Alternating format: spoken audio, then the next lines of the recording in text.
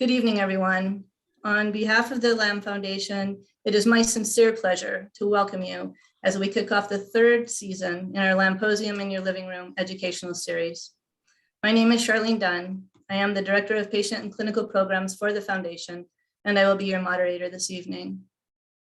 To those of you joining us for the first time, a special welcome. If you would like to learn more about our series or view recordings or previous presentations, be sure to check out our LAMposium in Your Living Room page on the Foundation's website. We have a fantastic program for you this evening, and you all played a large part in it. As a community, you submitted nearly 60 questions for our speakers. Thank you for this robust response to the call for questions. Your questions are thoughtful, they are informed, and some of them are challenging, and we will cover a lot of ground this evening. Joining us from Rochester, New York is Dr. Stephen Hamas, a physician scientist who takes care of patients with endocrine and hormonal problems. His lab focuses on steroids and their roles in reproduction, cancer, and LAM. He will start with an introduction to his work studying estrogen and LAM, focusing on the potential role of the uterus as the source of lung LAM cells. Joining us from Cincinnati, Ohio, is Dr. Nishant Gupta. Dr. Gupta serves as the scientific director of the LAM Foundation and the director of the International LAM Clinic Network. Dr. Gupta's clinical and research focus is on the field of rare lung diseases such as LAM. Following opening remarks from Dr. Hamas and Dr. Gupta, we will start right in with your questions. Before we get started, I would like to take a moment to thank our generous sponsor, the National Disease Research Interchange, or NDRI, for their continued support of this series. And just a quick couple of technical items. Microphones will be muted and the chat box disabled throughout our presentation. Following our time with our speakers, we will open the chat box and move into the patient and family group discussion. I do encourage you to stay logged on for this opportunity to connect with fellow lab patients and others from around the globe. Finally, for optimal viewing, I would suggest you use the speaker view option for the presentation and the gallery view for our group discussion. If you're new to Zoom, you can find those options in your upper right-hand corner of your screen. And now it is my pleasure to formally introduce our speakers for this evening. Dr. Stephen Hamas received his MD and PhD in immunology and microbiology from Duke University, followed by a residency in general medicine and a fellowship in endocrinology at the University of California in San Francisco. In 1999, Dr. Hamas joined the faculty at the University of Texas Southwestern Medical Center in Dallas, where he was a W.W. Cruth Scholar in biomedical research. Dr. Hamas moved to the University of Rochester in 2009 to become the Lewis S. Walk Distinguished Professor of Medicine and the chief of the Division of Endocrinology, Diabetes, and Metabolism. Dr. Hamas is interested in steroid production and steroid signaling in female and male reproductive tracts, as well as in steroid-sensitive tumors. He is interested in both the positive and negative effects of androgens in the ovary, with a focus on the pathophysiology and treatment of polycystic ovary syndrome. In addition, Dr. Hamas studies how androgens and other signals promote prostate cancer proliferation. Finally, Dr. Hamas is interested in the origins and pathophysiology of lymphangioliomyomatosis. Nishant Gupta is an associate professor in the Division of Pulmonary, Critical Care and Sleep Medicine at the University of Cincinnati, where he serves as the director of the Interstitial Rare and Lung Diseases Program. Dr. Gupta's clinical and research focus is on the field of rare lung diseases such as LAM, and his work is aimed at better defining the natural history, improving detection, and developing novel treatment modalities and monitoring strategies for patients with LAM. And as previously mentioned, Dr. Gupta serves as the scientific director of the foundation and the director of our International LAM Clinic Network. Thank you both for joining us this evening. And Dr. Hamas, I will now turn this over to you. Well, thank you, Charlene. It's really a pleasure to be here, and what a crowd. There's a lot of people here. So thank you all for coming. I thought I'd just spend a few minutes telling you a little bit about myself and actually how I got interested in LAM. It should just take a few minutes, and then of course there'll be plenty of time for conversations and discussions later. So as mentioned, I'm a physician scientist, and so I do basic research, but I also am a practicing endocrinologist. And so I've always seen patients with hormone disorders, and I've really specialized in people with sex hormone disorders or adrenal hormone disorders. In other words, steroid hormone disorders. And so actually the way I got started in LAM was through a LAMposium meeting. And I was invited to speak, I would say, gosh, it's probably been 10 years now, 10 years ago. And they wanted me to come just talk about steroid hormone signaling and in cancers, because that's what we were studying. And while I was at the meeting, I was talking to patients and I was talking to physicians and scientists, and the question kept coming up, that the real endocrine question. So first of all, why is this a disease that seems to be almost entirely in women? And second of all, why does it appear to be estrogen dependent? And third of all, what is the origin of those LAM cells? Where are they coming from? We knew that when patients would have lung transplantations, that LAM would often come back. And it really suggested that it was metastatic. It wasn't starting in the lungs. It was coming from somewhere else. And as Charlene mentioned, really my focus is reproductive endocrinology. And so the thought was, well, maybe these LAM cells are coming from the uterus. A uterus is an organ that only women have. Uterine tissue is estrogen sensitive. And there actually is another rare disease called benign metastasizing leiomyoma, where uterine cells go to the lungs. And so it was conversations at a LAM Foundation meeting that got me interested in trying to look at that. And I was in a great position because, we knew people in the field, and I said, we actually could do this experiment. We could mutate TSC2 in the uterus of a mouse and see what happens in the uterus, but also, do they get metastases to the lungs? And so that's actually the experiment that we did. It was funded by the LAM Foundation. So they really helped me get started. And we were very fortunate because it was a tremendous phenotype. Every mouse that got this, where we knocked out TSC2, got LAM-like tumors in the uterus. It started out with the smooth muscle cells, the myometrium, just getting thicker and thicker. And then eventually they formed leiomyomas, or smooth muscle cell tumors. And they had all the features of LAM. They expressed the same types of molecules that you see in LAM cells. They acted like LAM cells. And lo and behold, about 50% of the animals, the tumors actually metastasized into the lungs. And so it really was kind of a proof in principle that that perhaps, at least in a mouse, it looked like, you could start with a mutation in the uterus and it could lead to tumors in the lungs. So consistent with our hypothesis. And then many years later, there's been some single cell RNA-seq data that's come from Cincinnati that has shown that if you take these TSC2 null cells in patients and you look at them, you do an array, you sequence all their RNAs and you try and see, well, what does it look like? What tissue does it look like the most? And the one that comes up on the top is the uterus, and in particular, myometrial cells in the uterus. So some human data that also support what we were seeing in our mouse models. So really bringing forth this idea that either the cells are metastasizing from the uterus, or if they're not, somehow they're developing cells that are behaving a lot like these uterine myometrial cells. So our lab has been very interested in using our mouse model and other models to really try and figure out how estrogen is promoting the growth of these tumors, and figuring out novel ways that we can perhaps try and slow down growth, not just by inhibiting mTOR, rapamycin or other drugs, but perhaps finding other ways to treat it.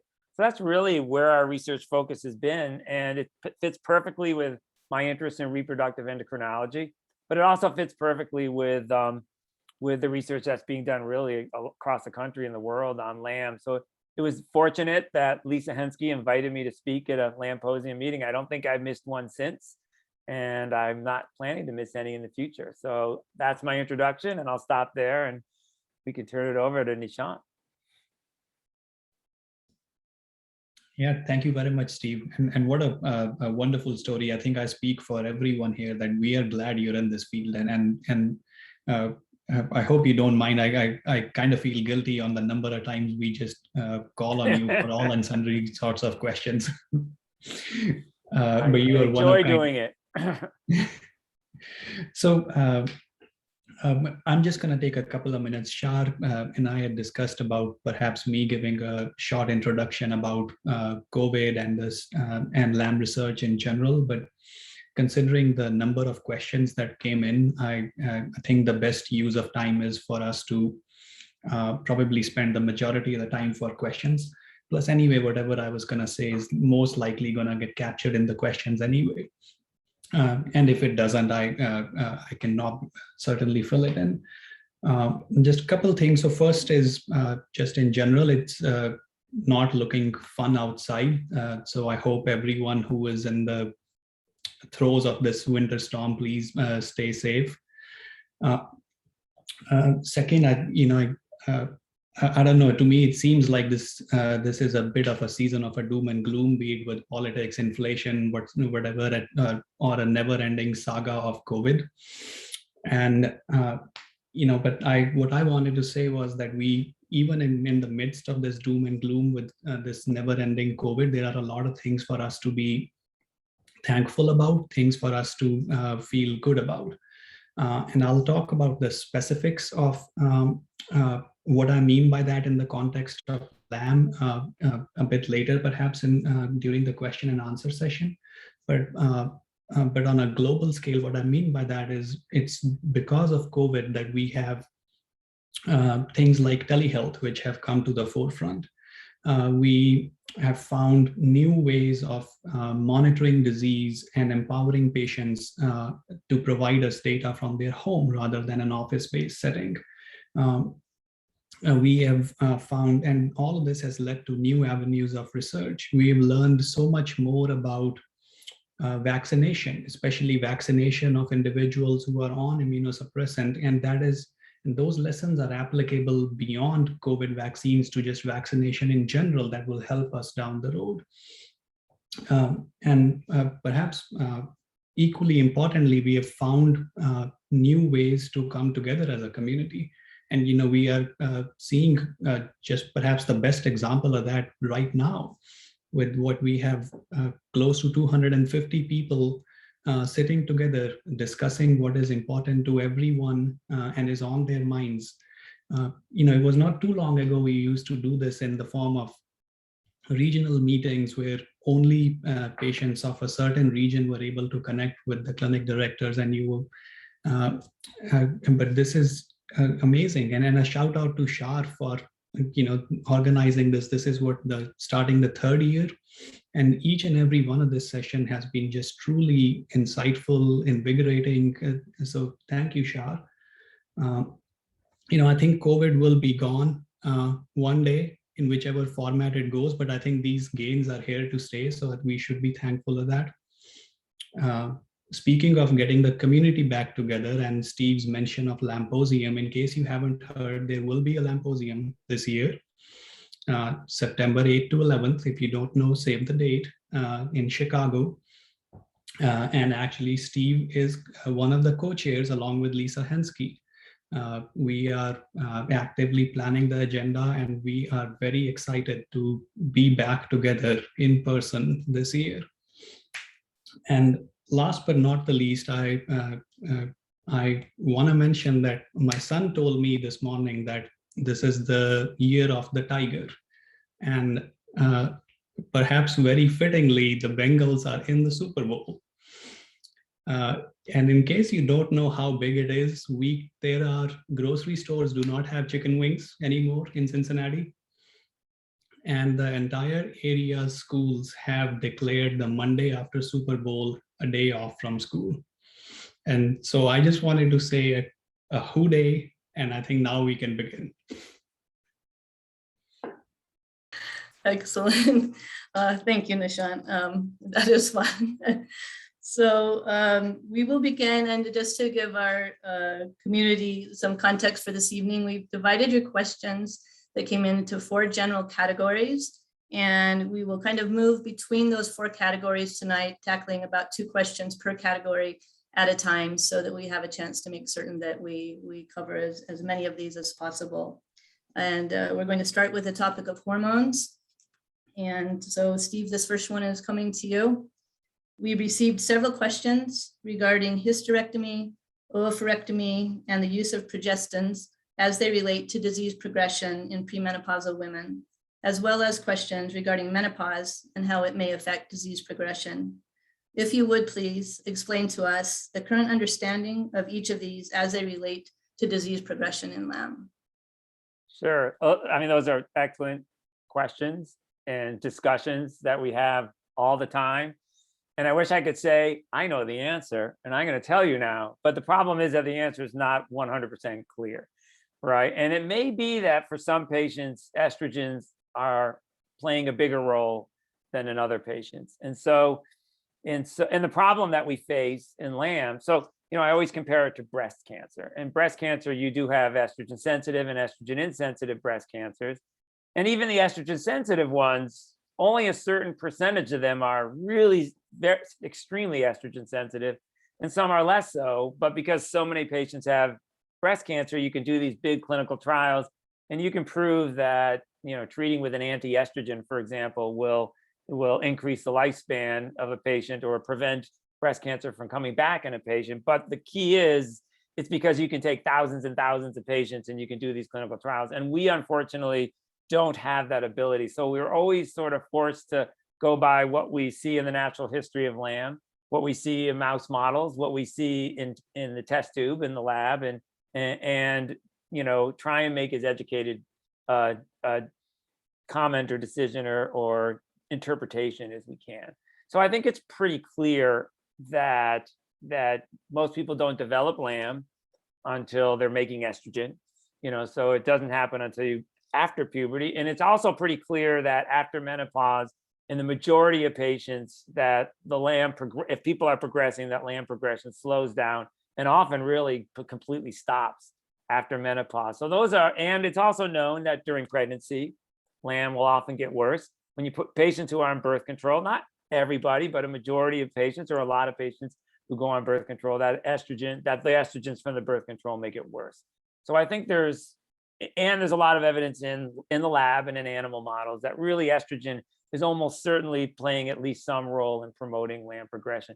So it would make sense that if you could figure out ways to decrease estrogen levels, then perhaps it might have an effect on LAM. And there's a lot of anecdotal examples where people have their ovaries removed or go on anti-estrogens for other reasons, and they do say that their LAM progression decreases. But the problem is there hasn't been, and it's going to be difficult to do a big clinical trial to really prove it beyond a shadow of a doubt. So you really have to go on a patient by patient basis as you start to think about these things. But I do think the evidence is pretty strong that in the majority of patients, estrogen is likely playing a role in the progression of LAM. So it would make sense that since after menopause, when the ovaries stop working and LAM seems to stop progressing, it would make logical sense if you took out the ovaries at an earlier time, that you would see the same thing. And again, there's a fair amount of anecdotal evidence to suggest that's true, but not a trial that's shown that. So if somebody seems to have LAM that is progressing and you're running out of options, it is certainly a very logical thing to do. And I think there are a lot of instances where it would make sense. There are, of course, issues with taking out the ovaries and preventing estrogen production. You will go through an early menopause and have all the symptoms associated with menopause. And so that's why I think you want to make sure that you think there'll be a significant chance of having a benefit. That said, I can tell you that individuals with breast cancer that's most likely cured after surgical removal of an estrogen receptor positive breast cancer, these patients, the majority of them are going to go on anti-estrogens at least for 5 years. So it's not something it's something that actually is done all the time. So I do think there may be instances, and it's where you have to talk to your physician and sort of decide what the pluses and minuses are to try and stop estrogen production. The good news is you don't have to take out the ovaries. There are anti-estrogens that you can give. There are drugs that will just shut down the ovaries.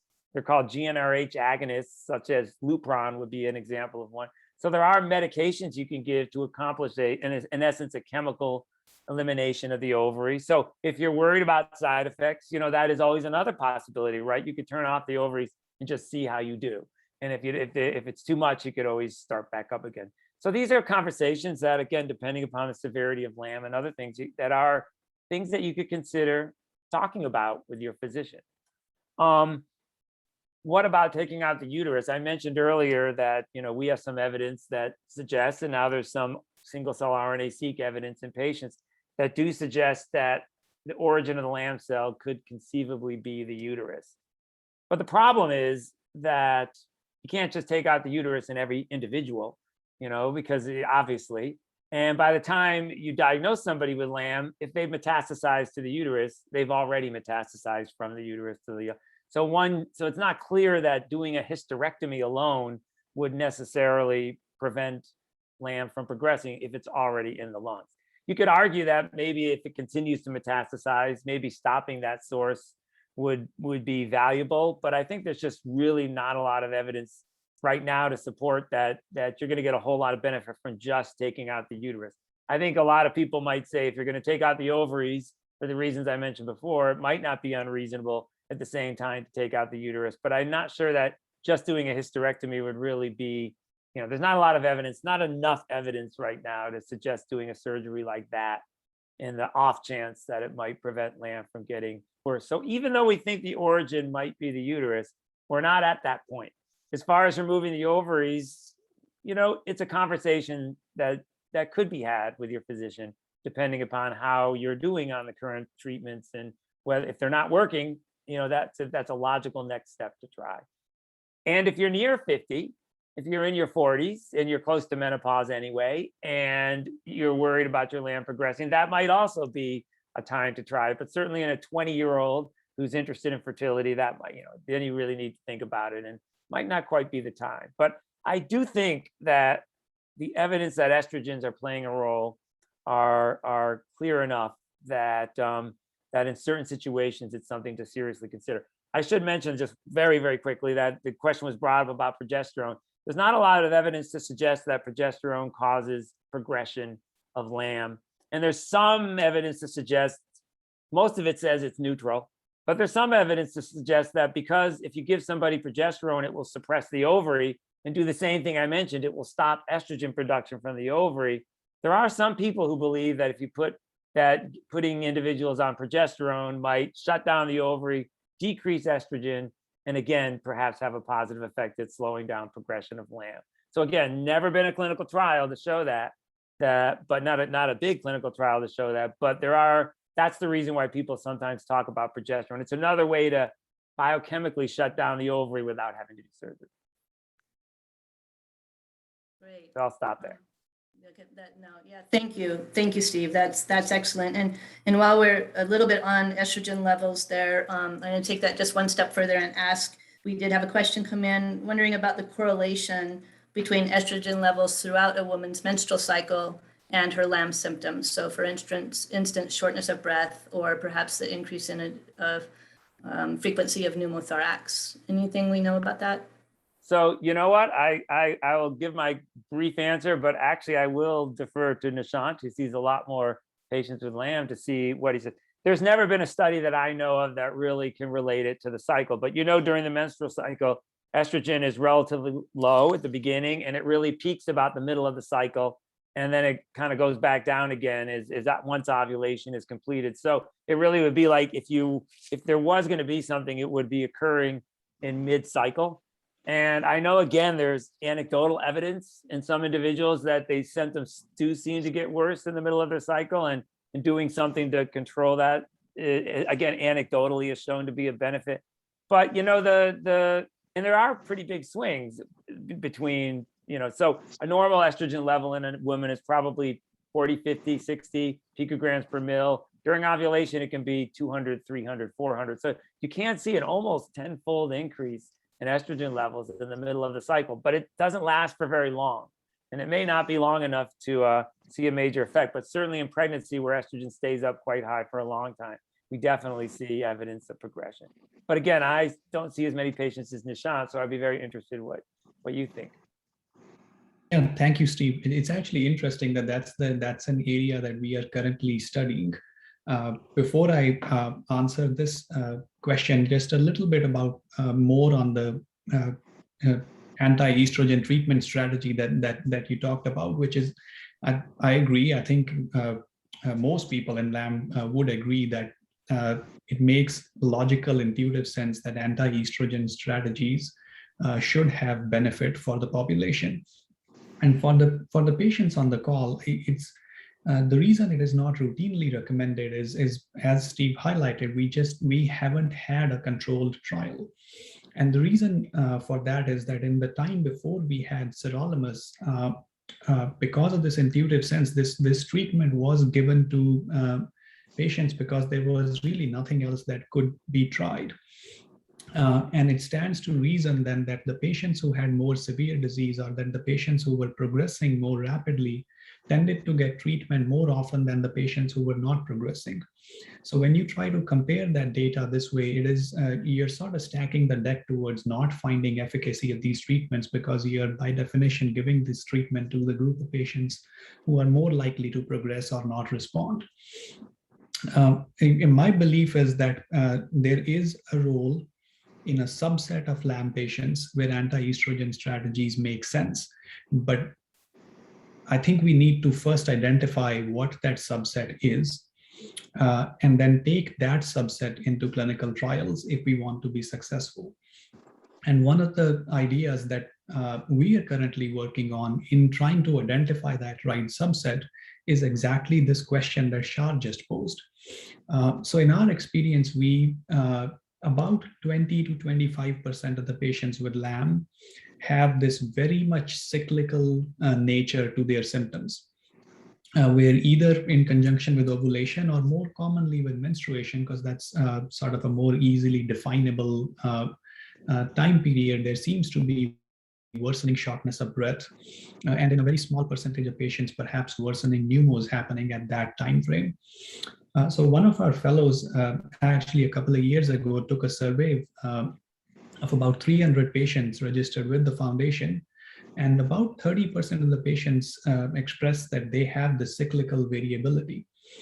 And what we are what we are interested in knowing is that patients who have the cyclical variability of symptoms, do they have a higher rate of lung function decline as compared to patients who do not have the cyclical variability? And if that pans out to be true, you could make an argument that patients with this cyclical symptom variability should be targeted for trials of anti-estrogen therapies. So what we plan to do here in the next few months is to gather patients who have cyclical variability and not have cyclical variability, and provide them with a home spirometer and study not only what happens to the lung function throughout the cycle, but what happens to lung function over time.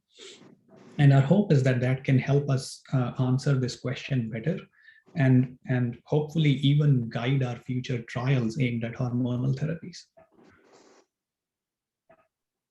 That's very exciting. Thank you, Nishant, for sharing. Thank you both for those detailed answers. I think we'll go ahead and move from hormones for a minute to a couple of questions. We received a variety of research-related questions, some pertaining to our clinical trials, some regarding uterine and hormonal research, and some more general in nature. So I thought we would go ahead and start with our clinical trials. And Nishant, I'll direct this first one to you. What do early data from the RESULT trial tell us? And if you could please provide perhaps a bit of a background on the RESULT trial for the members of our community who are a bit newer. And as a follow-up, just as long as you're talking do you have any recommendation regarding the use of Resveratrol? I think that's the burning question coming in there. So yeah, absolutely, Shar. I would have been surprised if that question on RESULT hadn't come up. And I should also say it's really, you were kind by saying early. I don't think we can call it early given the amount of delay I have caused in getting these results out.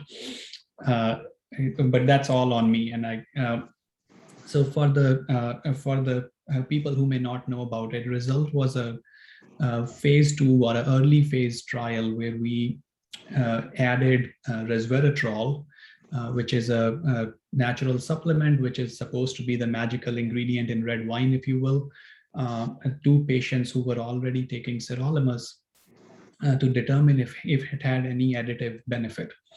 And the premise of this trial was based on work done by Marina Holes and where she showed in very nice, elegant experiments that the addition of resveratrol to sirolimus, at least in the lab and in animal models, caused killing of lamb cells rather than just suppressing lamb cells, which formed the basis of us doing this early phase trial.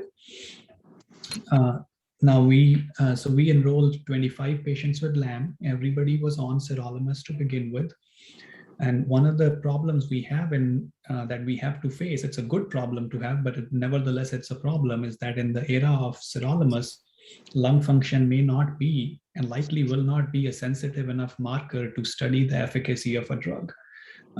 So our primary endpoint, our main endpoint that we looked for in this study was, does the addition of sirolimus of resveratrol to sirolimus cause a further decrease in serum VEGF-D levels?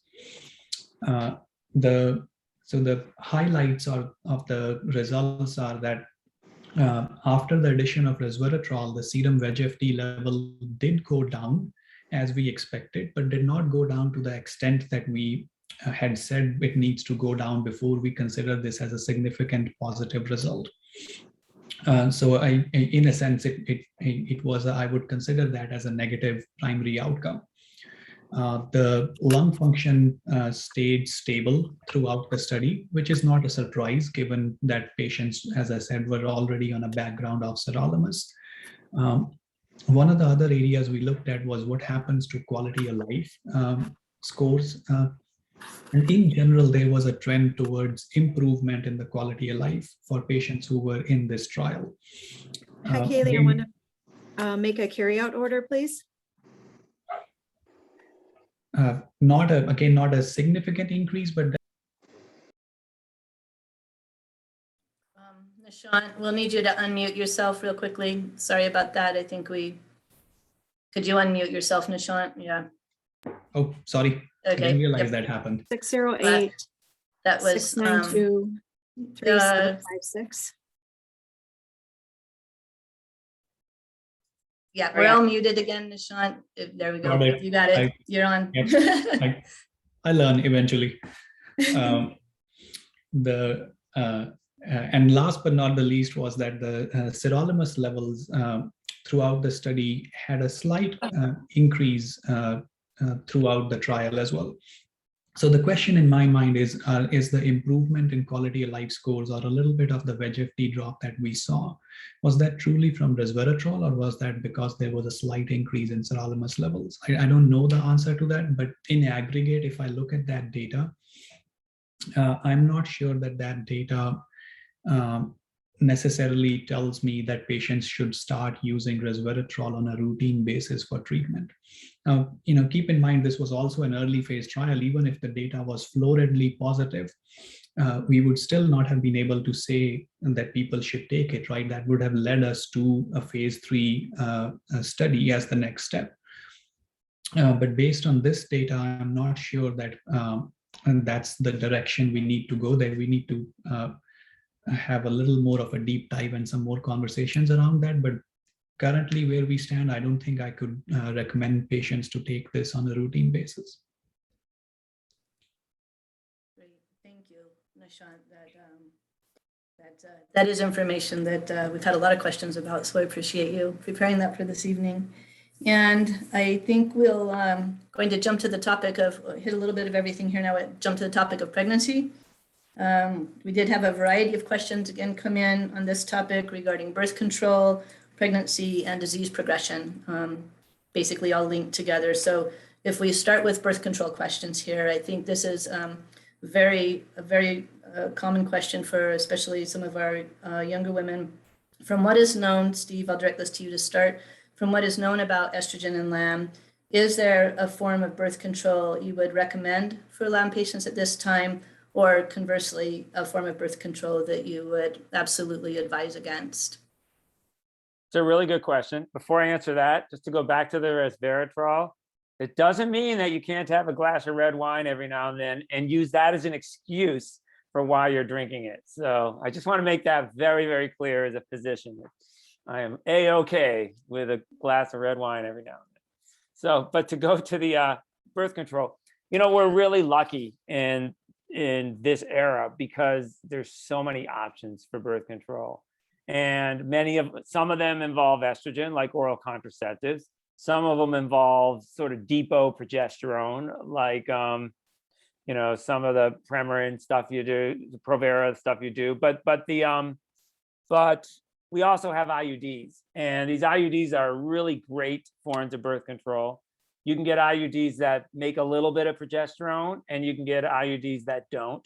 You put them in, they last for 3 to 5 years. They're probably the most efficient form of birth control you have. And even the progestin releasing ones, even if you were concerned that progesterone might be doing something to LAM, again, as I said earlier, I think the evidence argues against that. But also there are studies that show that the amount of progesterone that gets into your bloodstream when you have a Mirena or one of the progesterone-eluting IUDs is extremely low and really not much above background. So it's very localized and not near the lungs. So actually my recommendation, not just for LAM patients, but really, I think a lot of gynecologists and obstetricians are now really recommending IUDs in young women because they're so safe, they're so easy. You don't have to remember to take a pill. You're not really giving people excessive hormones in any way. It's both a physical and then sort of a local physiologic way to prevent pregnancy. So my favorite birth control that I prescribe the most, unless there's a reason that you can't take it, is to go with an IUD. Really perfectly safe, and you don't have to worry about any significant amount of hormones that could affect LAM in any way. That's great. Thank you, Steve. Anything, just to clarify, anything you would advise against, or to? Again, we don't know that in every patient estrogens are going to be bad, but we do know that in potentially a third of the patients, as Nishant said, and maybe more, they would be bad. So you would never tell somebody with estrogen positive breast cancer to take oral contraceptives. It will never happen. You wouldn't do it. And I don't see why it should be any different for patients with LAM. I think that there's other things you can use. So I think oral contraceptives are really not necessary. So there's, unless there's literally nothing else you can do, I think that avoiding them is not going to hurt you and potentially might help you. So I would say those are the ones you don't want to use. There's, depot progesterone. Again, there's debate. There's not a lot of data to suggest it's unsafe. But again, if you could take an IUD, that would be a much safer way to do it. And then you really don't have to worry about the hormones at all. So I think birth control pills are the ones I would recommend not taking unless there's a really strong reason why you want to or need to take them. Great. Thank you. And we'll stay with you for just a minute longer, Stephen. I'll just move to the other end of the spectrum here. We also did have a fair number of questions come in regarding treatment for menopausal symptoms, hot flashes, vaginal dryness. Do you have any recommendations on treatments that can be used safely by LAM? We specifically had questions about Efficacy, the estrogen ring, which of course is an estradiol product, and something that was new to me called the Mona Lisa Touch Laser, which is a carbon dioxide laser treatment. Any thoughts on any of those? So, several years ago, a lot of the estrogen rings and the Vagifem and things that we would use locally, they had fairly high content, 30 to 50 micrograms a day, that they're 25 to 50 micrograms a day that they were releasing into the vagina. And there were some studies that showed that a pretty significant amount would get absorbed into the bloodstream. And remember, I mentioned that normal estrogen levels when you're not ovulating for a woman or a man actually are in the 40 to 60 picograms per mil range. After menopause, it goes down to, 5, right, or less picograms per mil. So a lot less. And people were finding with those higher dose ones that your concentrations would get back up to 50. Right. So it's almost like you wouldn't have ovulation levels, but you had normal levels. Right. But now most of these supplements have more like 4 to 5 to 10 micrograms.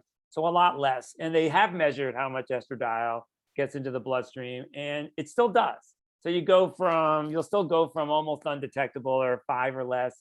You still will get into that 15, sometimes 20 picogram per mil range. So there is some that gets into the bloodstream, but it's not a lot. And again, we don't really know, therefore, whether this is going to be bad for LAM, but probably I would say the levels are pretty low. So it's probably going to be, if you really needed it, it wouldn't be the worst thing in the world. But there are other things coming out, and you mentioned one of them, the carbon dioxide lasers, and there's also some other things as well. And basically what they seem to do is there are treatments within the vagina that essentially cause little scratches or lesions within the vaginal cavity, and then as the healing process goes on, it actually causes lubrication and moistening of the vaginal vault. And not really any controlled clinical trials, because you can't have a control group. You either get it or you don't get it. So, but certainly the ones who get it there is some evidence that they have improvement in symptoms. So it is another alternative. It's not covered by most insurances, if any, I think. So people have to pay out of pocket. It's not really done by that many different organizations, although more and more are doing it. But it is an alternative that's hormone free. So I do think that it's something to consider. Again, there's just not a lot of data because it's not used that frequently.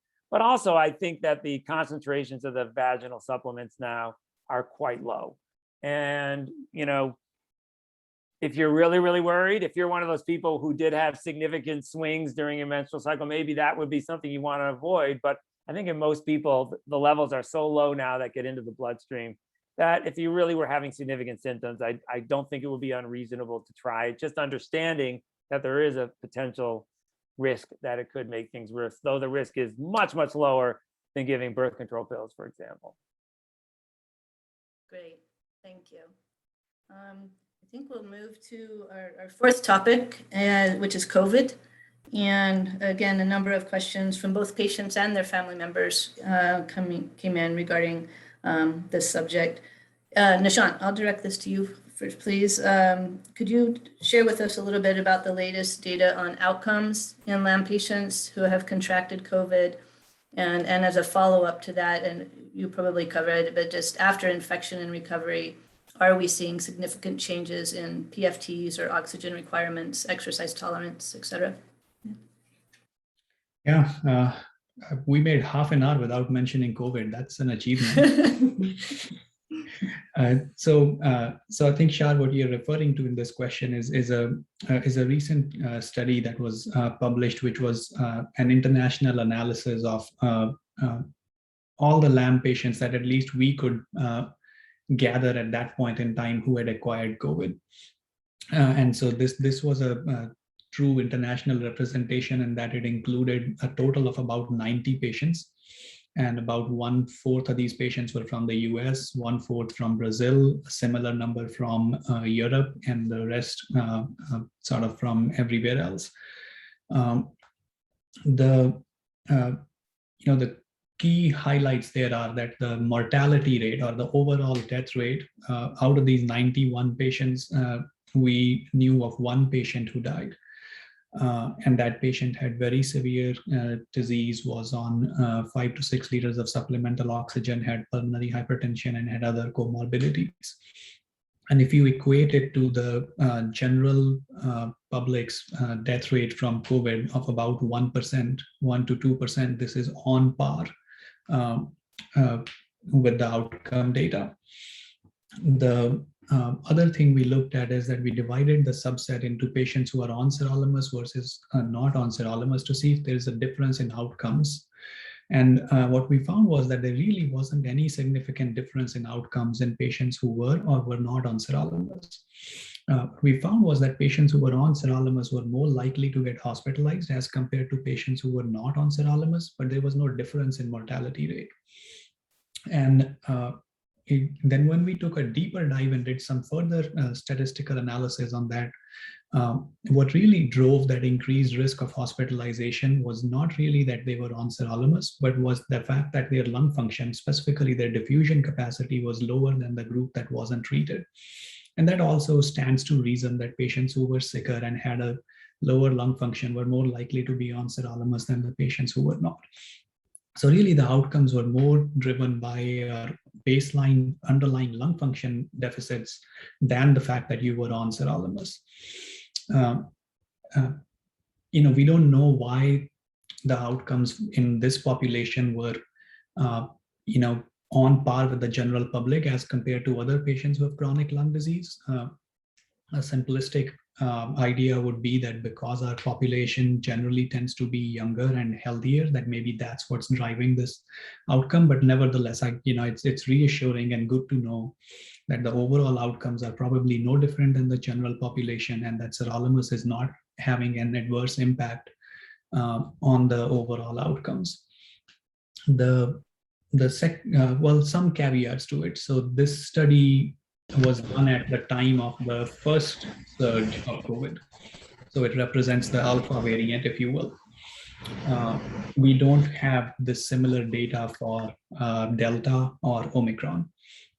The other thing is that, we obviously have a lot more treatment options available to us now.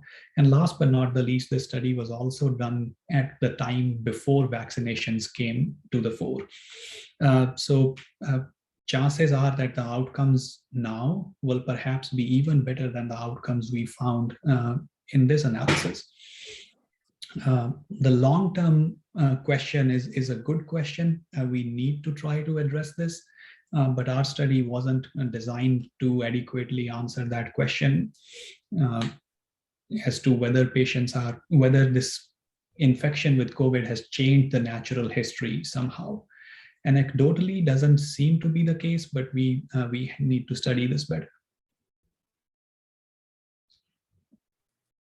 Great, thank you. And one more COVID question, if we may, for right now. It comes in alongside that question for outcomes quite often is, what is the recommendation for LAM patients who are currently taking rapamycin if they do contract COVID infection? Do they stay on Rapa throughout, or? Yeah, this is a question we have grappled with a lot. And at least here in Cincinnati, we have not asked patients to stop sirolimus if they get COVID, especially for mild to moderate cases that patients can isolate at home and recover and not require hospitalization for. In talking with other clinic directors, I know a number of other clinic directors have employed the same stance, while others have asked patients to hold the drug for a few days. I don't think there is a clear evidence one way or the other. So generally, we say if you have mild disease, you can keep on taking the rapamycin. Now, the answer to this might change in the time that we now have these new antiviral medications. Shah, I don't know if this is a new question or another question or not, but I can just go on it since I'm on it. Is that there are two new antiviral medications called molnupiravir and Paxlovid, which have received the emergency use authorization for treatment of COVID-19. These medications, similar to Tamiflu, are best when you take it early following the infection, specifically within the first 5 days. And molnupiravir, to our knowledge, has no known interaction with sirolimus, but Paxlovid can raise your sirolimus levels. So if you're going to take Paxlovid and you're on sirolimus, you may want to discuss with your physician whether you want to reduce the dose or hold sirolimus for the duration that you're taking Paxlovid. And the third treatment, since I'm on a tangent anyway, is this monoclonal antibody called sotrovimab, which is also an option for patients who are at high risk of severe disease, that if you have acquired COVID, that you could get that monoclonal antibody infusion. The other question that gets asked is, or often comes up in practice, is which one should you take, molnupiravir, Paxlovid, or sotrovimab? And really the answer to that, at least at our institution and a number of other places, is dependent upon what is available. And all of these drugs are currently in very short supply. And so we'd often just say, let's just try to get any one of these three that we can get, and whichever we can lay our hands on first is what you get. Okay, makes sense, much like the vaccine in the early days, right? Thank you, Nishant. I think we'll circle back to a couple more questions under the hormone umbrella, Steve. This this is kind of a two-parter here. We had a question about the possibility of lamb cells residing in endometrial growth. And we also had a question about, is there any thought that lamb cells could also be found in the vagina? Is there any research or anything going on? Any thoughts about that? And I'll give a little bit more background on the endometrial area. So we have a patient who had a total hysterectomy. Many years later was diagnosed with LAM, some hormone replacement therapy in the meantime, and aware that there is endometrial tissue presently in her abdomen. And so the second part of that question, she'd also like to know if she were ever to have any surgery, would that tissue be helpful? So there was a lot there, and I can back that up if we need. I think I got it. I think I got it. So for people who don't know the way around the uterus, there's really two layers to the uterus. There's there's more than two, but the ones we think about are the myometrium, which sort of the muscular layer, and then within the inside is the endometrium. And during that menstrual cycle that we were talking about, as your estrogen levels go up, it actually has pretty little effect on the myometrial cells, and at least over short term, but it has a pretty significant effect on the endometrial cells, and it causes the endometrial cells to proliferate. And then at the end of your period, when your estrogen levels drop, and so near the end of the period, you make progesterone, and that actually helps sort of that endometrium's kind of solidify and stop growing, but kind of reach an end terminal area. And then when you have a withdrawal of progesterone, then that endometrial layer is released and you have your period, and then it all starts over again.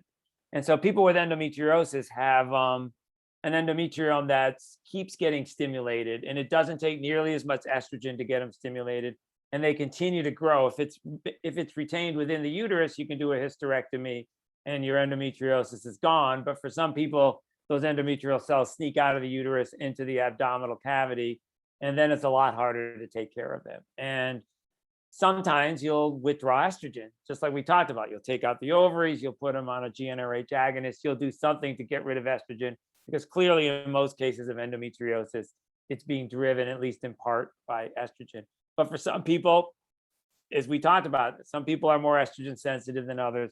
And there are some where even withdrawing the estrogen won't completely get rid of the endometriosis. And so that's basically the endometrial cells. In our knockout animal, actually, we knocked out TSC2 both in the myometrium and in the endometrium. So the way we did the experiment, it goes in both. And we did see some endometrial overgrowth, but it kind of, it overgrew a little bit, and then it stopped overgrowing. And those metastases that I talked about in the lungs were not endometrial cells. They look very, very different than myometrial cells. So they never got big endometrial tumors, whereas they did get big myometrial tumors. And what we saw in the lungs is the metastasis was myometrial. And in that single cell RNA sequencing experiments that were done at Cincinnati, it was really a myometrial phenotype and not really an endometrial phenotype. So what this suggests with the, you could have,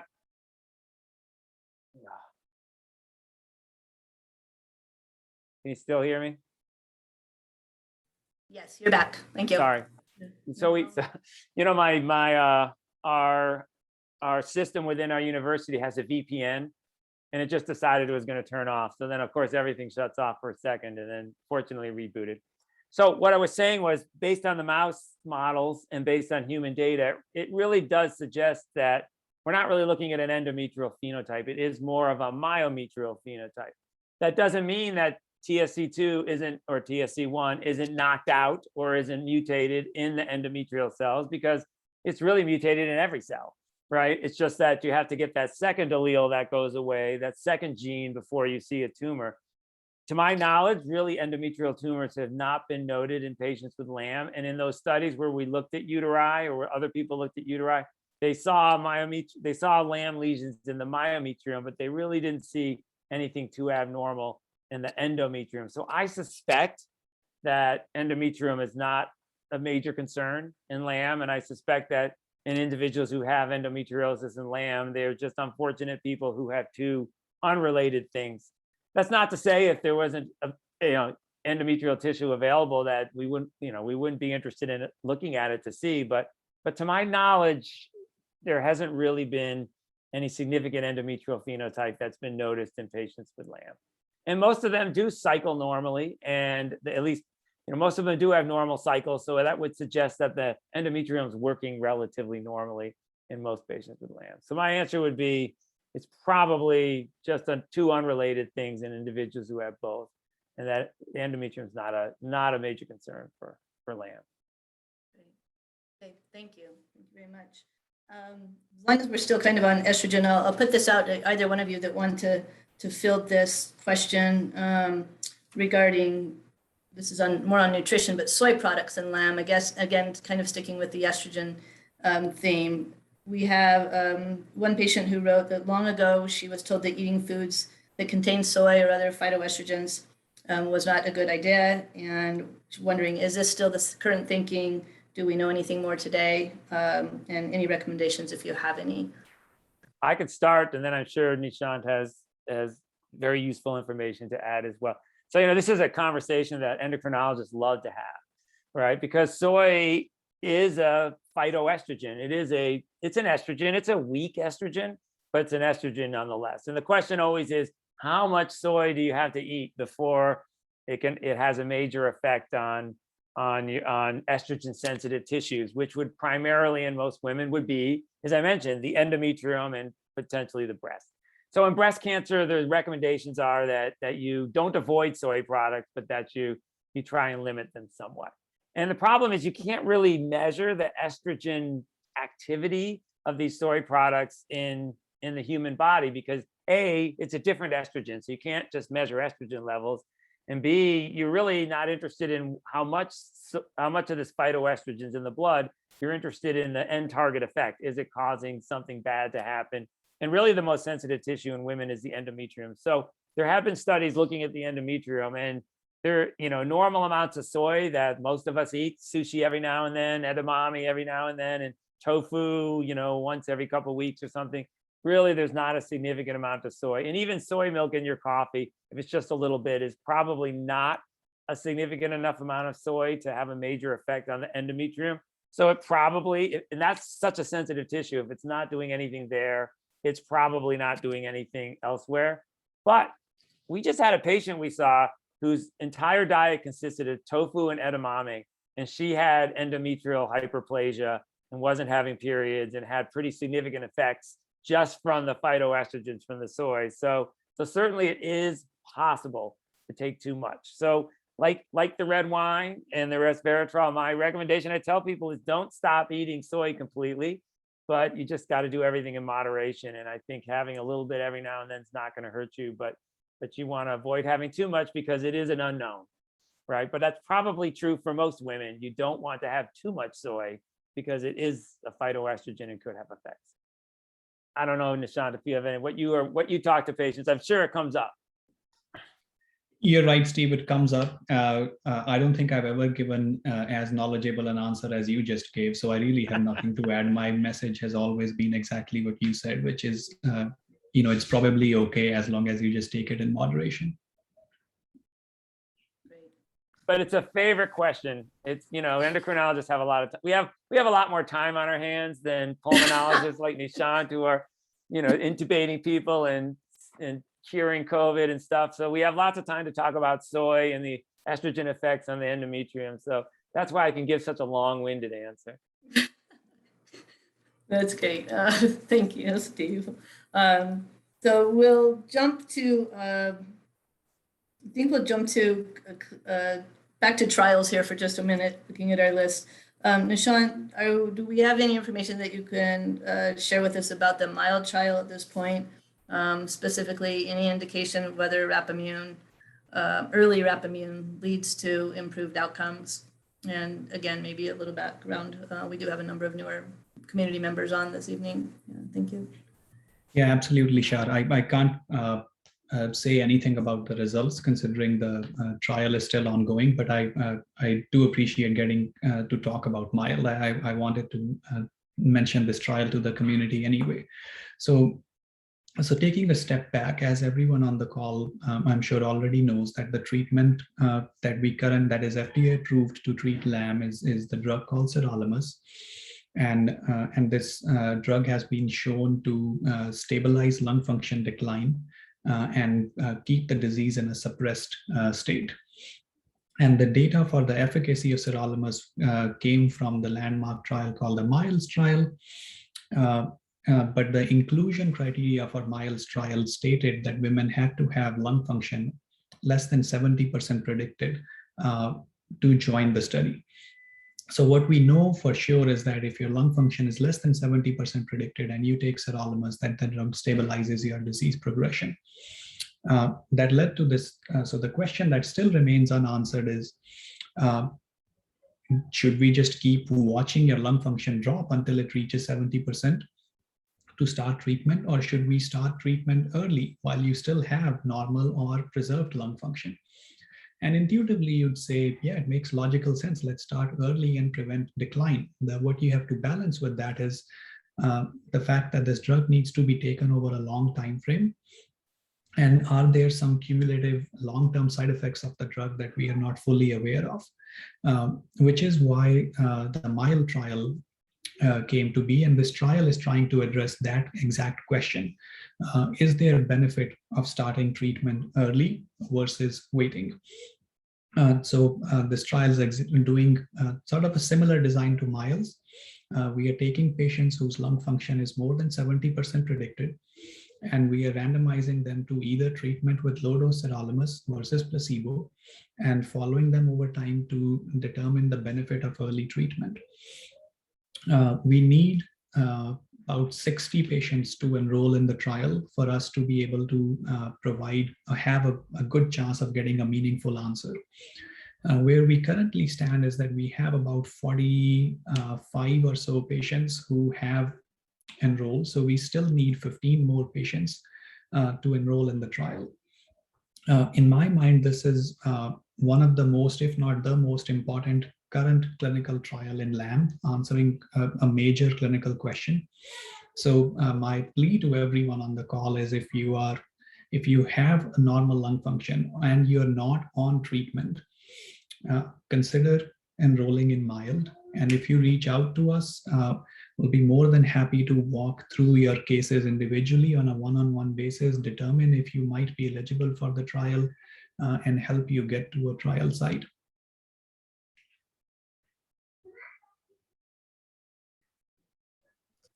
Thank you. Thank you, Nishant.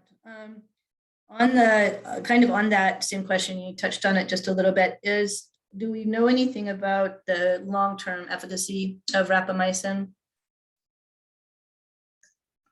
Yeah, good question, Shar. So it depends on how we define long-term. If the question is, do we know the long-term efficacy of Cedarolimus over decades? We don't, because, as the audience here knows, the paper that showed the efficacy of Cedarolimus was published in 2011. The drug was FDA approved in 2015, so it really hasn't been enough time to study true long-term efficacy. We do have some data. So there has been published data from Dr. Moss at NIH, which shows that Cedarolimus has durable safety and efficacy over at least 5 years of follow-up. Similar timeframes and similar outcomes have been shown by an analysis of the data from LAM patients in the United Kingdom by Simon Johnson. And in the US here, we also have a registry called the MIDAS registry, where we are enrolling patients with LAM across one of the 20 LAM clinics and trying to determine this very question. We actually just very recently analyzed the data of everybody who was on MIDAS on Cedarolimus, and over at least the similar 4 to 6 year time frame, the efficacy with Cedarolimus seemed quite durable with stable disease progression. So I think we can say with a lot of certainty that up till 5 or 6 years at least, that the data that has been published or we have looked at, Cedarolimus has durable efficacy. And I think we just need to keep studying it longer, but so far it seems to have a good durable effect. Great. Thank you. I'm going to jump back to a couple of pregnancy questions, Steve. And I'm going to combine these again for you. We have given the potential role of the uterus as a source of LAM cells. Is there any thought around the possibility of LAM contributing to infertility? And then to tie that in with where we just were with Nishant, what is the recommendation for the use of Rapamycin during pregnancy or fertility treatments? So for the first part, I don't think there's a lot of evidence that having LAM per se has any significant effect on people's ability to get pregnant, no more so than, compared to the general public. So again, arguing sort of that back to that endometrial argument that it's not really affecting that. Now, if you have significant disease and it's affecting your health or your oxygen or other things, and the stress from having any chronic illness can affect people's abilities to have normal periods. It will affect the ability of that menstrual cycle to go on, but that's not necessarily because of LAM per se. It's because of chronic illness. So you have to take that out of the equation. But if you're talking in most patients who are early on, there's not any, to my knowledge, effect on fertility. You always hear about individuals who need help getting pregnant, but if you look in the general population, a countable percentage of people aren't able to get pregnant and need to have inductions and other things as well. So I don't think it's any more than the general public. So I think that part, for that part, I'm not sure that I would say there is any difference. What was the second part of the question? Sorry, I've already forgot. Yeah, no, that's okay. The second part is about whether or not to remain on rapamycin during pregnancy and fertility. Okay. So a couple of things about rapamycin. So one is Nishant mentioned, LAM patients haven't been on rapamycin for that long, or Cedarolimus, but for example, renal transplant patients have been on it for many, many, many years, right? And so we actually know a fair amount about side effects of rapalogs, and one of them actually is that it does affect people's ability to cycle. So whereas LAM itself might not, Cedarolimus or other ones actually do seem to have some effect. They can cause the formation of ovarian cysts, and I think it's somewhere like between 10 and 20% of patients, I believe, will develop ovarian cysts and abnormal periods. It can lead to abnormal bleeding, again, irregular periods, most likely because of effects it's having on the ovary. And in fact, there are some papers from several years ago that have looked at mTOR in ovarian development of follicle formation, and also what happens with rapamycin. And there are some evidence to suggest that mTOR is actually involved in normal follicle formation and fertility. So you can imagine why somebody who's not taking a drug that inhibits mTOR, one of the off-target effects might be that it affects normal cycling. So whereas I'm not sure that I can say LAM per se affects cycling and fertility, it's possible. And I think there's pretty good evidence that the rapalogs can have an effect. And so you do have to think about that. It's definitely not a reason not to take a rapalog, because there's plenty of ways we can get people to ovulate, but it is something that we see, and it's been reported quite frequently in patients. So what to do? So, and I guess another question we can talk about later is induction and things like that, and concerns about what that will do to LAM progression. But as far as a rapalog, once you're pregnant, there's just no data, right? It's not considered safe, but it's not considered unsafe in pregnancy because there's just not a lot of data. And I'd be interested to know what you do recommend, Nishant, for patients who get pregnant, who are on, because obviously that's when your disease is going to get worse. So it's probably the most important time to be on the drug. But on the other hand, mTOR is a fundamental signaling pathway in our bodies and very important in embryonic development. And so you are going to have to balance the fact that it's just an unknown in pregnancy, and it could potentially have negative effects. So from a scientist perspective, I'd be nervous about it. From a reproductive endocrinologist perspective, I'd be nervous about it. In patients with transplants who are on these drugs, we recommend that you lower the dose as much as you possibly can during pregnancy, because you just can't stop it completely. But that's a great question, Nishant. What do you recommend for patients who do become pregnant who are on Cedarolimus? Steve, I was glad the toughest question went to you, but you very nicely put it back to me as well. I'm punting it right back to you. Yeah, I agreed with everything you said.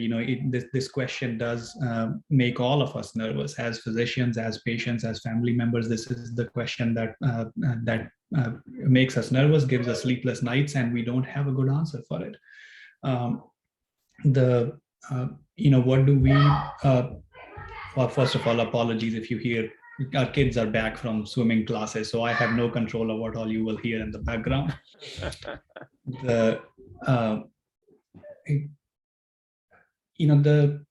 I probably take it on a case-by-case basis. If someone has otherwise normal, well-preserved lung function, and they desire a normal pregnancy, it may be more of a case of can we closely monitor off treatment and then consider treatment at the first evidence of a decline. For patients who have moderate to severe disease or have limited reserve, probably the balance shift more towards a consideration of continuing treatment during pregnancy. I like the strategy that you just proposed, which is, hey, can we see in that case what is the lowest dose you could try? And before we can categorically give an answer to everyone, I think that will require a lot more data. Anecdotally, there have been 2 published case reports of a patient with LAM taking Cedarolimus during pregnancy, and both the patient and the child doing well. Beyond those 2 reports, I'm aware of maybe 3 or 4 other instances where this has been done and done safely. But am I comfortable taking that 4 or 5 patient data to generalize it to everyone at this point in time? I don't think so.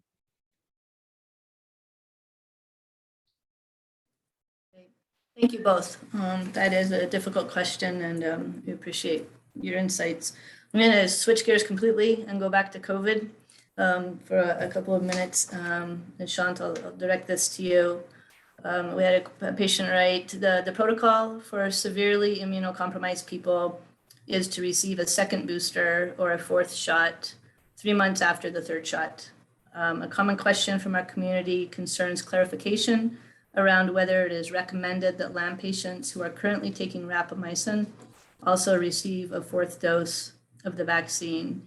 And I'll have a couple of sub-questions with that, but I won't layer it on too much right now to take the first one.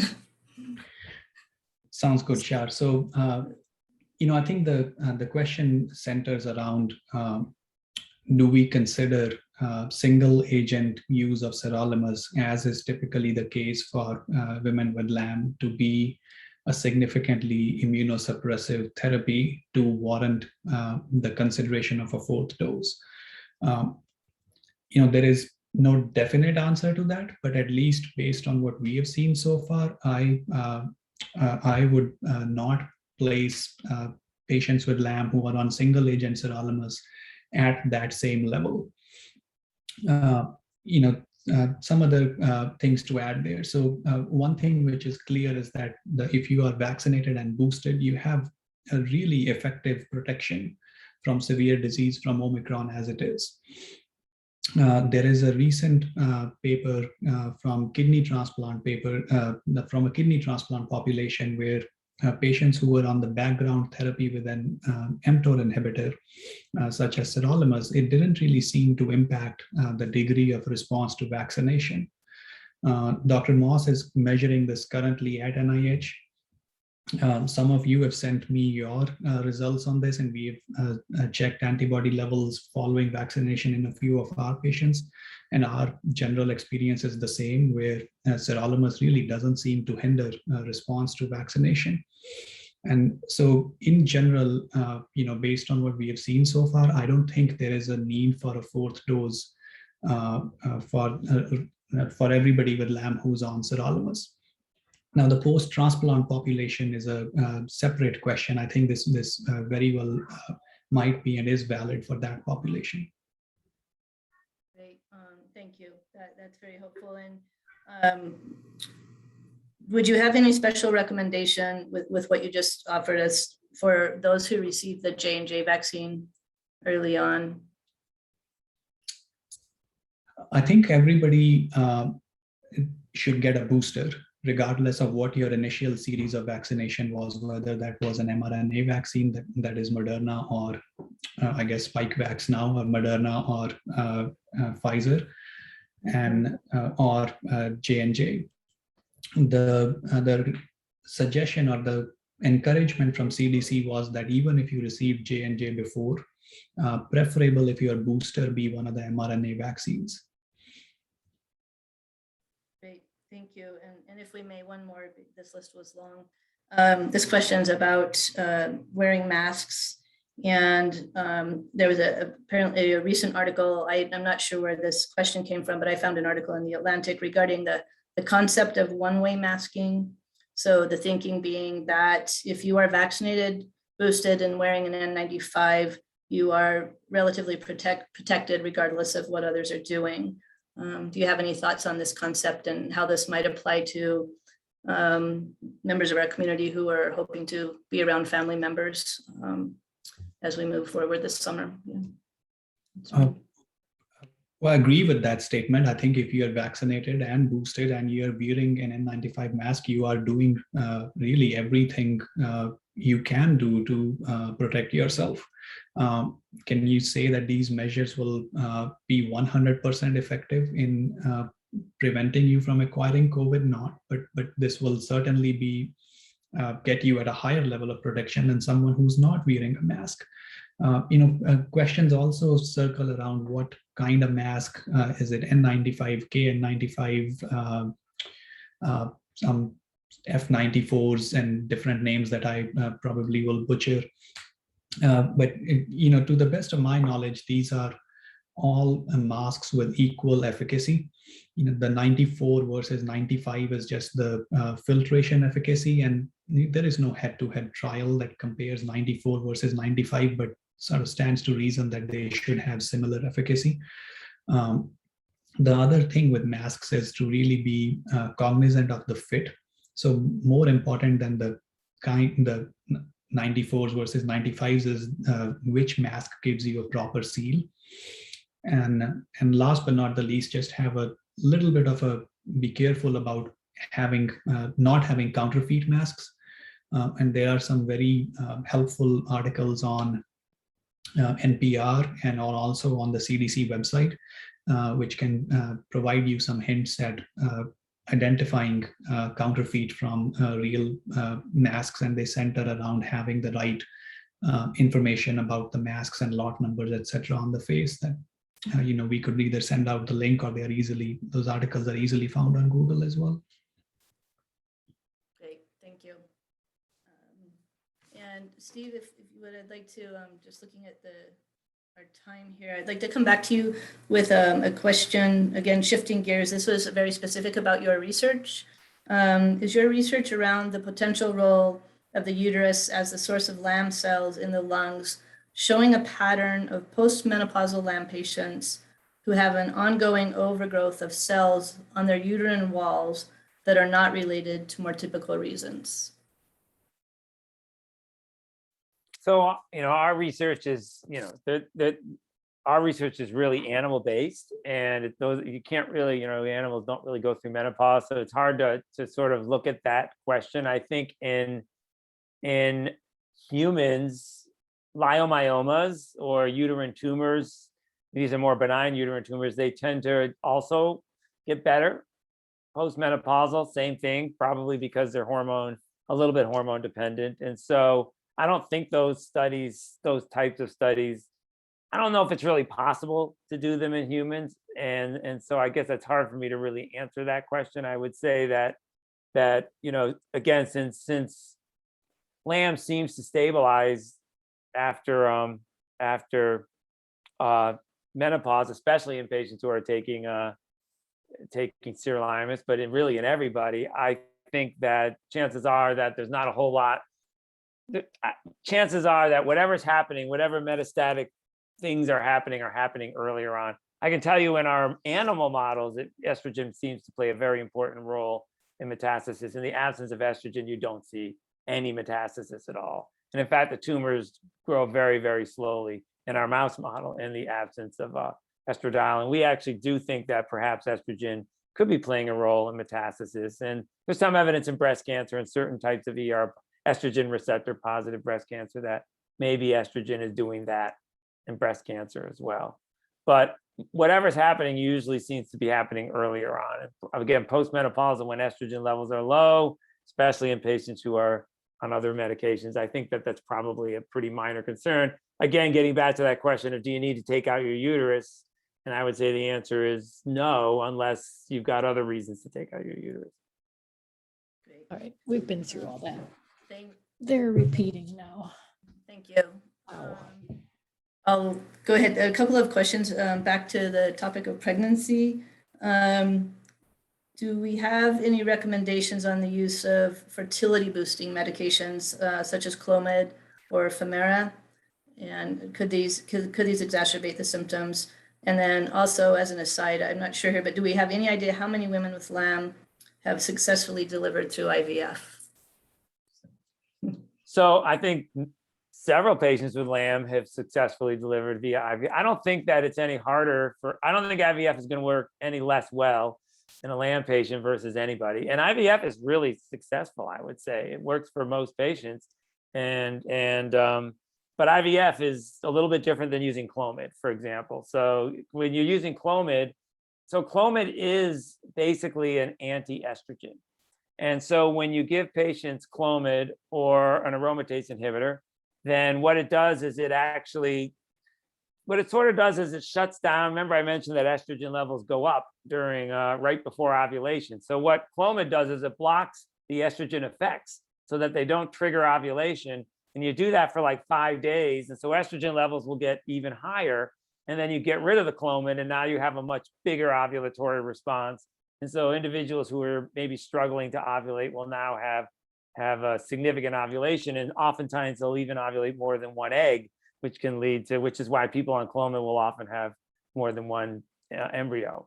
And an aromatase inhibitor does the same thing, except in a different way. What an aromatase inhibitor does is it actually blocks estrogen production for 5 or 6 days just prior to ovulation. And then when you let go, you have this huge surge of estrogen, a huge ovulatory surge, and it basically does the same thing. And so both of them work that way. So those aren't IVF because you're just inducing a natural ovulation, and then fertility is occurring in a natural way. And so those medications, they're not going to raise estradiol levels that much higher. Even Clomid's not going to raise estradiol levels that much higher than they normally are when you ovulate. So I don't know of any significant concerns. I will say that Clomid is a little different than so most people use the aromatase inhibitors anyway these days. And I think that's probably a safer way to go, because the problem with Clomid is it's what we call a SERM, a selective estrogen receptor modulator. So it may be an antagonist in one tissue, but it may be an agonist. It may promote something in another tissue. And we have no idea what it's going to do in LAM. So tamoxifen is a drug that we use in breast cancer patients, and it clearly prevents breast cancer progression. And so we put a lot of women on it. There were studies in the 70s and maybe 80s that showed that tamoxifen actually might make LAM worse. And it turns out, if you think about it, in the uterus, tamoxifen is actually an agonist. In the uterus, tamoxifen actually stimulates uterine growth. And so it kind of makes sense based on the conversations we've been having, why tamoxifen might actually, although it's good in breast, may actually be bad in LAM if we think they have similar phenotypes or similar characteristics to uterine cells. So we don't know about Clomid. So if I had to pick, I would use the letrozole, but I think most fertility specialists now are using letrozole rather than Clomid. It actually head-to-head studies show that the aromatase inhibitors work better than Clomid. In IVF, it's very different, because in IVF, you're actually stimulating them with pituitary hormones that are going to stimulate the cells in your ovary to make a lot of estrogen. And so remember, I mentioned normally during ovulation, estradiol levels will be 200 to 300 picogram per mil.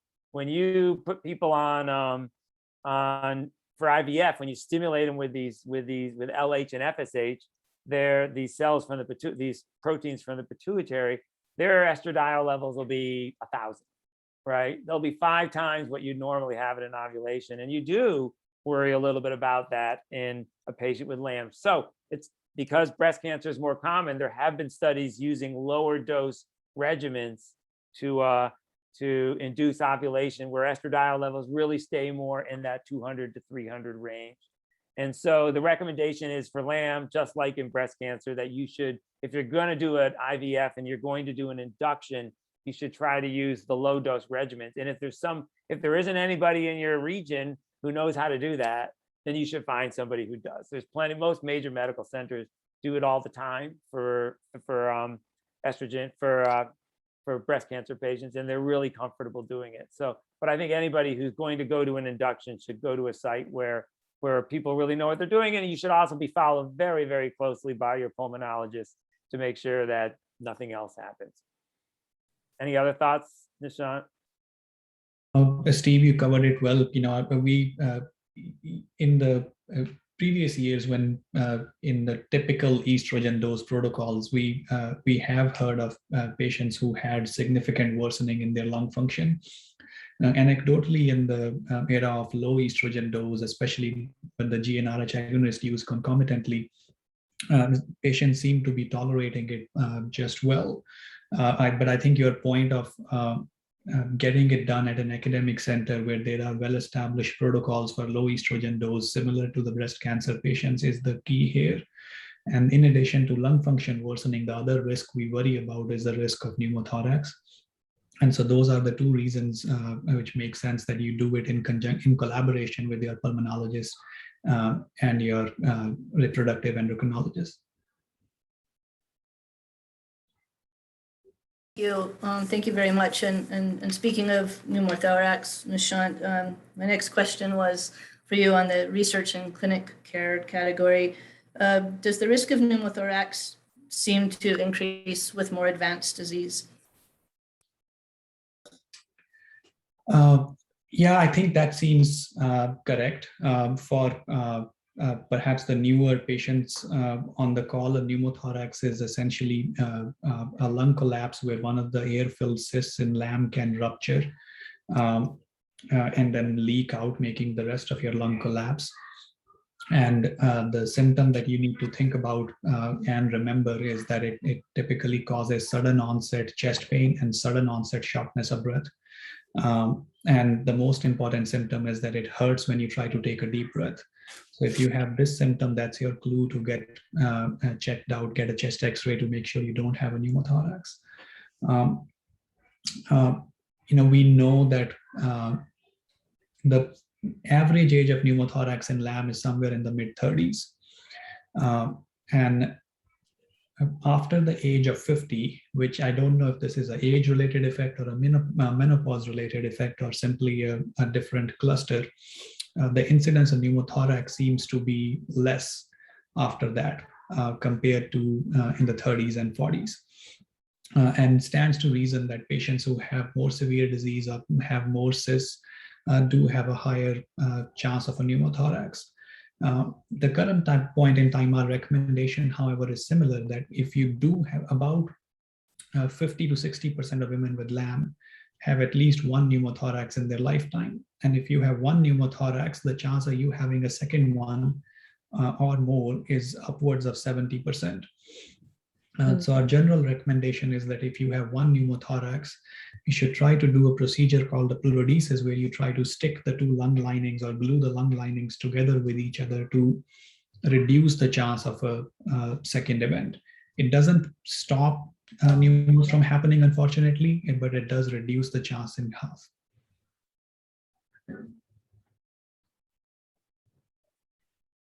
Well, what I would like to do is close with one question regarding COVID that I'll direct to you, Nishant, that I missed earlier, and then one question regarding research, if you would both please offer your thoughts, I think would be a nice way to wrap up. So Nishant, regarding Evusheld for our transplant recipients, any thoughts or recommendations for there? Yeah, thanks, Shar. So Evusheld is a combination monoclonal antibody, and it's a long-lasting monoclonal antibody. So the idea here is to use this as a prophylactic measure, meaning you take this, that high-risk patients take this antibody infusion, and that it protects you from having severe disease, and that when the virus particle, if the virus particle were to enter your body, that antibody will go and bind it. Currently, because of short supplies, etc., the recommendation is for Evusheld to be received by really the patients at the highest risk of severe disease. So patients who are not vaccinated or may not have mounted a significant response to vaccination, such as patients on chemotherapy or on other agents like rituximab, or patients with underlying malignancies. It is applicable to patients with LAM who are post-transplant, but for patients with LAM who are on single-agent Cedarolimus, I'm not sure that they are that I'd consider them immunosuppressed enough to take Evusheld.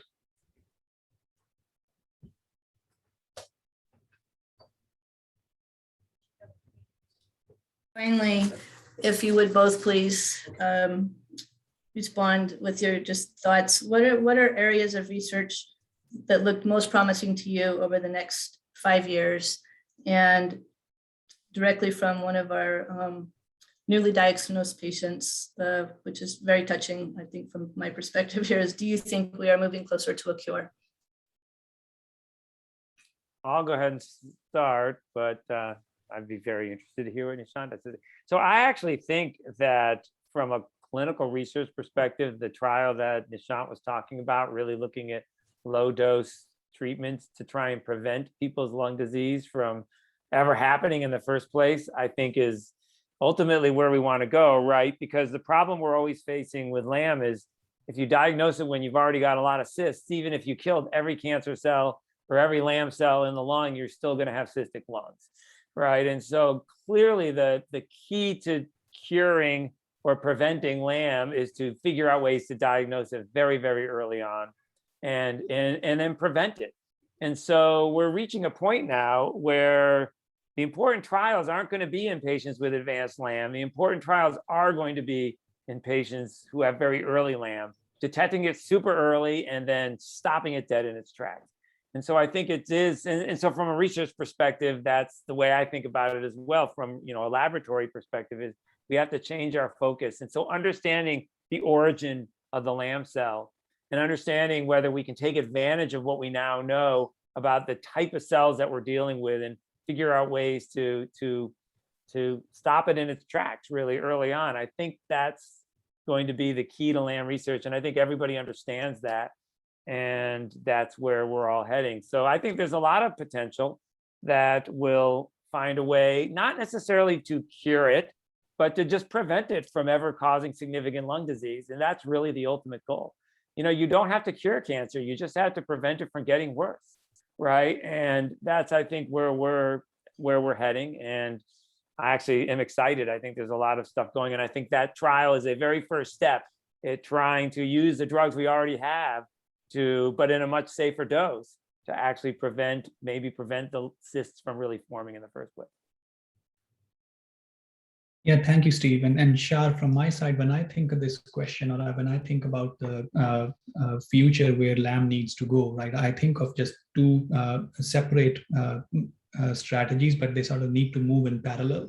One is the recognition that we have an existing therapy that is effective at suppressing disease activity. So one of the things that we need to focus on is how can we optimize what we already have, and let's make sure that we get the best use out of it. Okay. And so therein lies what Steve just mentioned, which is let's try to find out if there are ways to use it early. Other ways that we need to optimize is we need to determine what is the optimal dose, right? Every patient right now gets the same dose. Are there better markers that we can identify which tell us which patient should get what dose? We also need to determine, right now we are trying to get lung function tests serially before we determine whether someone needs or doesn't need sirolimus. The problem with that approach is that you are sort of letting a year or so pass by of irreversible lung function loss before you decide to start treatment. And so one thing we are working on currently is to develop a very simple app-based calculator, which tells patients and their physicians what is their risk of progression in the future, and perhaps use that to start treatment early. So I'll stop there for the optimizing treatment. The second strategy we need to work on is the finding new treatment aspect. And I think there are really some very solid leads, in the field of immunotherapy, in the field of how can we target metabolic vulnerabilities coming from mTOR activation. We already talked about the hormonal axis that still needs to be studied. There is more evidence generating about how the LAM cells are talking with the neighboring cells, and if we can leverage some of those conversations and target those for therapies. So there really are a lot of potential new avenues that we could target, but in fact, we are at a stage where the problem is not necessarily a lack of candidate drugs.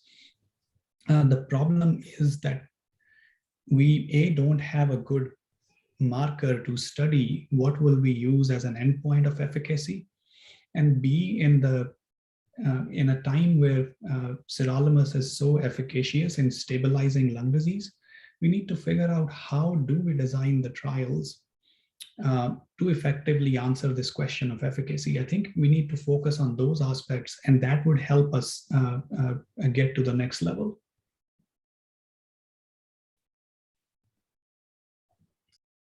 Much. This has been an incredibly thoughtful and informative session, and providing an opportunity for our patients, our family members to come together and ask you really what's on their mind and their most pressing questions. It truly is a tremendous gift and deeply appreciated by our community. So thank you very much. And I would like now, it's my pleasure to bring on Sue Sherman, our Executive Director and CEO of the foundation, to also offer a few comments for us this evening. Sue? Great. Thank you, Shar. Can you hear me? Yes. Awesome. Wow. I mean, I don't know what to say. I have 4 pages of notes, and I'm humbled yet again by the quality and the level of the amount of information that comes out of these sessions. So thank you to our speakers, Steve and Nishant. Just a jam-packed evening of incredible answers. Charlene, you need to figure out how to index this video so that people can fast forward to a certain topic. Hormones, COVID, hormones, COVID, hormones, COVID. Thank you to all of you who are on this call. We held it more than 200 people for the entire hour and a half, which is just extraordinary. And for your participation and your very thoughtful questions. Thank you, Charlene. Your leadership of this impressive educational series and your collaboration with the LAM staff, Julie and Caroline and Judy and Jenny and Denise and Aaron. You all are working together to provide so much value to this community, so thank you.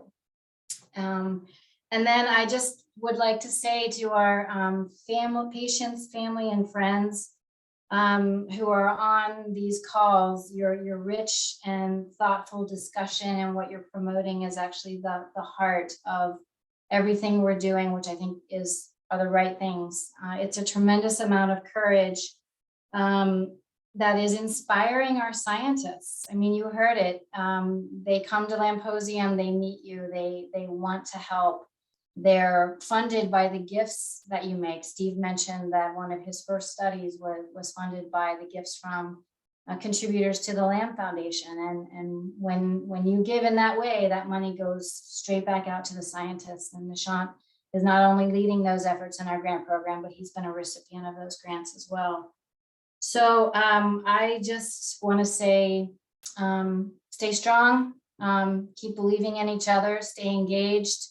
You're making a difference, and we're doing all the right things to get to whether it's a cure, a new therapy, finding it before it starts, whatever that magic is going to be, this group is going to figure it out. So thank you, Charlene, and I will turn it back to you. You're muted. Um, There you go. Did I get it? Thank you, Sue. Thank you very much again, Dr. Gupta, Dr. Hamas. Thank you for your time this evening. Thank you for being with us.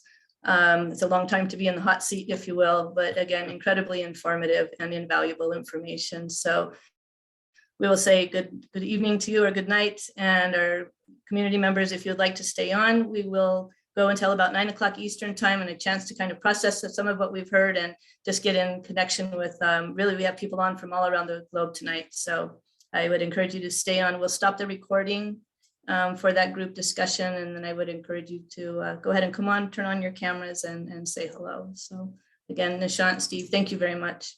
Thank you. Nice to see everybody. Bye. Thank you.